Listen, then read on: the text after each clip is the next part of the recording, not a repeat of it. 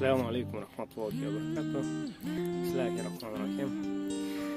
Turmушка бүгүн тарындым эне, алыста жүрүп сагындым эне, нур болуп жанган жүзүңдү эне, көрө албай күндө зарыгам эне.